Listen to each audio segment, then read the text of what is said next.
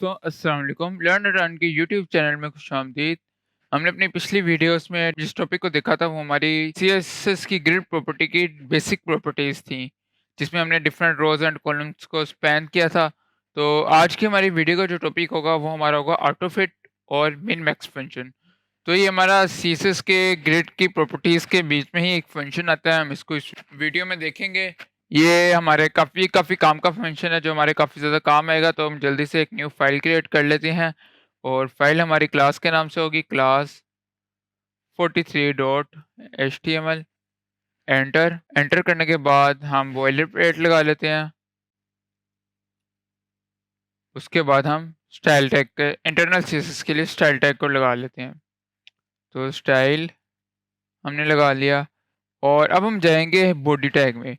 तो body tag में same जो हम अब करते आ रहे हैं कि हम एक डिव क्रिएट करेंगे कंटेनर के नाम से। तो div डॉट कॉन एंटर और उसके बाद हम एक div क्रिएट करेंगे div डॉट बॉक्स और कर्ली ब्रैकेट्स लगा के डॉलर। आपको डॉलर का साइन का मतलब तो आपको सबको पता ही होगा किस पर्पस के लिए, लेकिन अगर नहीं पता तो ये हमारी काउंटिंग के लिए यूज होता है कि आप सेंटेक्स को देखते जाएं। हमने जैसे इसके बाद इसको 15 किया और एंटर दबाया तो देखें box 1 box 2 box 3 box 4 counting के हिसाब से हमारे बॉक्सेस क्रिएट हो गए हैं। तो ये हमारे बॉक्स डॉलर साइन का मकसद है। अब हम अपने क्लास के असल टॉपिक की तरफ चलते हैं। वो हमारा टॉपिक होगा, जैसे हमने पहले देखा था मिन मैक्स, तो उससे पहले हम डॉट कॉन और उसके अंदर हम डिस्प्ले को ग्रिड कर लेते हैं। तो डिस्प्ले हमने ग्रिड कर लिया और उसके बाद हम क्या करेंगे, हम अपने बॉक्स को कुछ स्टाइलिंग दे देंगे। तो डॉट बॉक्स, क्योंकि अगर हम स्टाइलिंग के बगैर देखते हैं तो तभी ये काफ़ी बिल्कुल सिर्फ बॉक्स 1 बॉक्स 2 बॉक्स 3 लिखा आएगा और कुछ कोई खास इफेक्ट नहीं होगा, तो उससे पता कुछ नहीं चलेगा। इसलिए हाँ, बेटर ये होता है, देखें इस तरह नज़र आ रहा है। तो हम थोड़ी सी स्टाइलिंग दे दें, इसको बॉक्स वाइज क्रिएट कर लेते हैं। तो हम जाते हैं अपने बॉक्स में और आप सबको पता कि हम इसका एज यूजुअल सबसे पहले हम इसका बैकग्राउंड कलर चेंज करेंगे, बैकग्राउंड कलर। और उसके बाद हम इसका बॉर्डर चेंज करेंगे और बॉर्डर हम इसको टोमेटो देंगे 2 पिक्सल सॉलिड। तो हम 2 पिक्सेल्स ना भी लिखें तो ये ऑटोमेटिकली जो उसकी विड्थ है दे देगा बॉर्डर की। तो हमने बॉर्डर टोमेटो सॉलिड लिख लिया। हम खाली बॉर्डर सॉलिड भी लिख देना तो वो automatically by default black colour का बॉर्डर दे देगा। तो अब हम नेक्स्ट लाइन में जाते हैं, हम थोड़ी सी पैडिंग डाल देते हैं इसमें। पैडिंग हमने डाल दी इसके अंदर 10 pixels top bottom left right से, और इसको सेव करते हैं और अपने सर्वर में जाकर देख लेते हैं। तो ये हमारे बॉक्सेस कुछ इस तरह के शो होने लग गए हैं। अगर हम इसमें के अंदर ग्रिड गैप भी ऐड कर दें तो हम इसके अंदर गैप ऐड कर लेते हैं। गैप हम दे देते हैं 0.5 फ्रेम, सेव करते हैं और जाके देख लेते हैं। हाँ, अब थोड़ा सा सही लग रहा है, लेकिन अभी भी हमें चाहिए, मेरे ख्याल से हमें नंबर ऑफ बॉक्सेस कम कर लेने चाहिए ताकि हम उससे बचे रहें कर्सर से। लेकिन अब उसकी ज़रूरत नहीं है, हम उसको कॉलम्स में जब डिवाइड करेंगे तो वो पूरे हो जाएंगे। तो अब हम क्या करेंगे, अब हम सबसे पहले इसके कॉलम्स में डिवाइड करेंगे इनको। अपनी प्रॉपर्टीज़ को असल प्रॉपर्टीज़ को देखने से पहले ग्रिड टेम्पलेट कॉलम्स, और उसमें हम क्या करेंगे, हम इसको देते हैं लाइक 100 पिक्सल्स के देते हैं। 100 पिक्सल 100 पिक्सल 100 पिक्सल और सेव करते हैं। तो 100 पिक्सल्स के क्रिएट हो गए हमारे बॉक्सेस। तो अब मैं चाहता हूँ कि हमारी, अब मैं आपको ना एक काम करके दिखाता हूँ, इसको रिस्पॉन्सिवनेस चेक करके दिखाता हूँ। तो सबसे पहले मैं इसको जाता हूँ और ये किया, तो अब हमारी रिस्पॉन्सिवनेस आप देखें बिल्कुल भी रिस्पॉन्सिव नहीं है हमारी वेबसाइट, ये देखें। तो हमारी ग्रिड के जो लेआउट है बिल्कुल भी रिस्पॉन्सिव नहीं है। अब हम इसको किस तरह रिस्पॉन्सिव करते हैं तो देखते हैं हम इसकी एक और प्रॉपर्टी। तो मैं इसकी रिस्पॉन्सिवनेस को ख़त्म करता हूँ, वापस वीएस कोड में चला जाता हूँ। वीएस कोड में जाके मैं बजाय इसके कि 100 पिक्सल्स को लिखूँ, मैं 100 पिक्सल्स की जगह पे 100 एफआर को लिख लेता हूँ। तो आर्ट का फीचर यूज़ करते हुए मैं पिक्सल्स को रिमूव करता हूँ और 10 एफआर के मैं क्रिएट कर लेता हूँ और मैं इसको सेव करता हूँ। तो देखिए अब इसमें 10 एफआर का क्या मतलब होता है, मैंने आपको पहले ही बताया था जो 10 एफआर होता है इसमें उसने देखें अगर हमने 3 कॉलम्स क्रिएट किए हैं 10-10 एफआर के, तो उसने बेसिकली क्या किया उसने हमारी जो स्क्रीन है कॉलम्स हैं 30 कॉलम्स के 30 की रेशियो में इसको डिवाइड किया स्क्रीन को और उसमें जो 10 की रेशियो है 10 हिस्सों को मिला के एक बॉक्स क्रिएट कर दिया, एक कॉलम क्रिएट कर दिया। तो ये 10-10 की 3 रेशियोज हैं। तो अगर हम इसको 1 2 3 भी कर देते हैं तो फिर हमारा पहला बॉक्स 1 गुना होगा और दूसरा दुगना होगा और तीसरा 3 गुना होगा। ये हमारी स्क्रीन के 3 हिस्से लेगा 6 में से, दूसरा बॉक्स 2 हिस्से लेगा, पहला बॉक्स 1 हिस्सा लेगा। तो ये आ गया। तो एक तो ये तरीका। अब हम इसमें जाके रिस्पॉन्सिवनेस को अगर चेक करें इसकी, तो इसकी रिस्पॉन्सिवनेस काफ़ी अच्छी आपको नज़र आएगी क्योंकि ये उतने हिस्से लेता जाएगा। इसको हमने कोई खास वैल्यू नहीं दी हुई, इसको हमने बताया हुआ है कि पहली कॉलम ने स्क्रीन का इतना हिस्सा लेना है, दूसरे कॉलम ने स्क्रीन का इतना हिस्सा लेना है। तो स्क्रीन जितनी मर्जी छोटी हो ये उस हिसाब से स्क्रीन के हिस्से ले लेगा। तो ये छोटा होता जा रहा है देखें, लेकिन इसकी रिस्पॉन्सिवनेस काफ़ी अच्छी है। अब हमारा मसला क्या आ जाता है इसमें, हमारा मसला ये आता है कि फॉर एग्जांपल मैंने इसके अंदर इमेजेस पुट की हुई हैं, तो अगर कोई यूज़र हमारा फ़ोन में देख रहा होता है तो उसको इमेजेस सही तरह नज़र नहीं आएंगी। जब एक ही रो में 3 इमेजेस होंगी तो उसको सही तरह नज़र नहीं आएंगे और इनका साइज़ बहुत ज़्यादा छोटा हो जाएगा। अगर हम अपनी छोटी छोटी स्क्रीन तक भी लेके चलें तो कुछ इतना होगा हमारी बॉक्सेस का साइज़।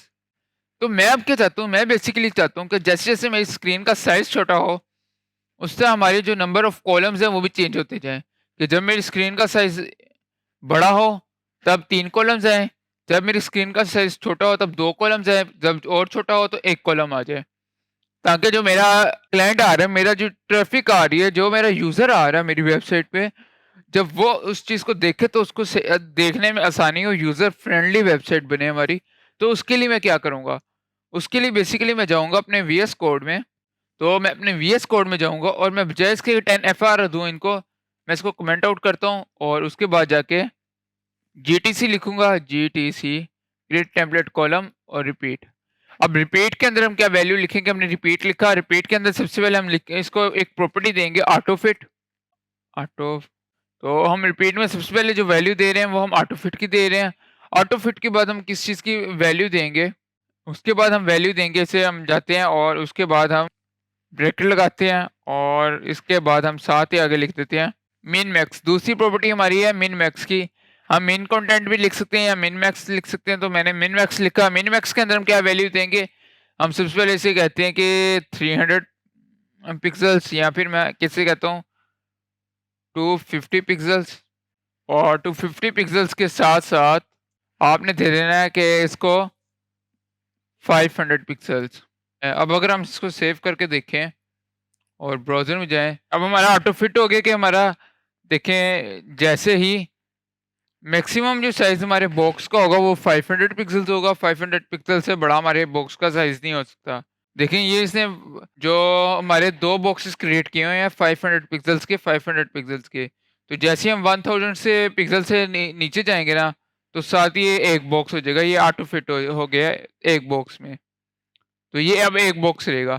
तो अगर तो हमारी 1500 पिक्सल से छोटा स्क्रीन साइज़ है, हमने गैप भी दिया हुआ है और उसके हिसाब से अगर हम इसको 500 की बजाय 400 कर देते हैं, तो देखिए हमारे 3 बॉक्सेस बनेंगे। हमारी स्क्रीन में के हिसाब से ऑटोमेटिकली वो अपने आप को फिट होते जाएँगे। तो 500 पिक्सल से कम पे ये एक बॉक्स है और जैसे ही हमारा 500 से इंक्रीज़ करता है और 800 तक जाता है, ये 2 बॉक्सेस क्रिएट हो जाते हैं और ये 1200 तक 3 बॉक्सेस क्रिएट हो जाते हैं। तो एक तो ये पिक्सेल्स में आ गया कि हम अपनी स्क्रीन को रिस्पॉन्सिव कर सकते हैं कि जैसे-जैसे हमारे बॉक्सेस का साइज़ चेंज हो रहा है, हमारी स्क्रीन चेंज होती जाए। तो दूसरा मेथड होता है, हम इसको रिकमेंडेड ये होता है कि आप इसको बजाय इसको पिक्सेल्स में दें, आप इसको स्मॉलर साइज़ तो मिनिमम देखिए अब यहाँ पे सिंटैक्स में क्या है, रिपीट ऑटो फिट कि ऑटोमेटिकली अपने आप को फिट करे वो। और उसके बाद जो मिन मैक्स है, इसमें मिनिमम साइज़ क्या आप अपने बॉक्स का देना चाह रहे हैं और maximum size. Minimum size 250 pixels, maximum size 400 pixels. तो ये हमारी मिनिमम साइज़ की वैल्यू, ये हमारी मैक्सिमम साइज़ की वैल्यू। अब हमने उसे दी, हमने कहा पहला छोटा तो हमारा 250 पिक्सेल्स तक होए और उसके बाद जो हमारा बड़ा हो वो हमारा, मैं इसको कहता हूँ 1 एफआर तक हो जाए। मैं इसको सेव करता हूँ और ब्राउज़र पे जाता हूँ। तो अब हम देखते हैं, देखिए जैसे ही ये एक साइज़ को क्रॉस कर रहा है, 250 पिक्सेल्स है, तो देखें जैसे ये जाता है, ये एक बॉक्स क्रिएट हो गया, उसके बाद दूसरा बॉक्स, और दूसरा बॉक्स अपने एक लिमिट तक जाता है, फिर तीसरा, चौथा, पांचवा, और ये देखिए। तो ये F4 को यूज़ करते हुए हम अपनी रिस्पॉन्सिव वेबसाइट को थोड़ा सा रिस्पॉन्सिव कर सकते हैं, मिन मैक्स की वैल्यू दे के।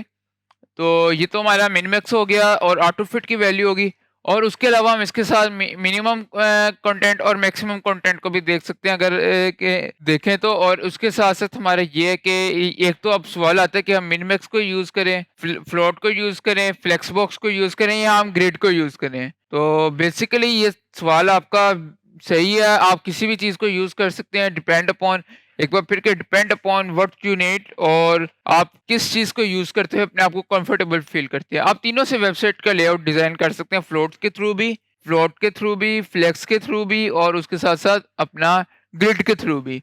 तो आप जिस चीज़ के साथ अपने आप को कंफर्टेबल फील करें, आप कर सकते हैं, इसमें कोई परेशान होने वाली बात नहीं है। तो हमने आज ऑटो फिट और अपने मिन मैक्स की प्रॉपर्टीज़ को देखा था अपने ग्रिड टेम्पलेट कॉलम्स में।